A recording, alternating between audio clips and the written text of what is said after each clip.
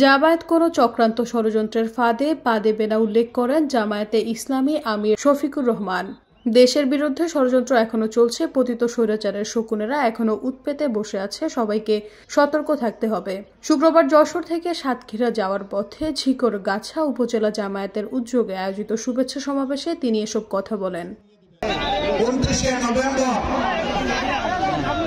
এমন একটি পরিবেশের কল্পনা আমরা কেউ করতে পারিনি। এমনকি আজ থেকে 6 মাস আগেও এদেশের জনগণ ভাবতে পারেনি তাদের বুকের উপর থেকে স্বৈরাচারের জগদ্দল পাথর আল্লাহ সরিয়ে দিবেন। তিনি আরো বলেন, আগামী ডামি নির্বাচনের মধ্য দিয়ে পতিত সরকার ধরে নিয়েছিল তারা 2041 সাল পর্যন্ত বাংলাদেশের বন্দোবস্ত নিয়ে নিয়েছে, কিন্তু আল্লাহ তাআলার পরিকল্পনা ভিন্ন ছিল। আওয়ামী লীগ মানুষের উপর জুলুম নির্যাতন চালিয়েছিল, তারা ভাবতেও পারেনি 24 সালের আগস্ট মাসে তাদের এমন পরিণতি হবে। 24 সালের 7 জানুয়ারি ডামি নির্বাচনের মধ্য দিয়ে পতিত স্বৈরাচার তারা ধরে নিয়েছিল 2041 সাল পর্যন্ত বাংলাদেশের বন্দোবস্ত তারা নিয়ে নিয়েছে। আল্লাহ তাআলার পরিকল্পনা ছিল ভিন্ন।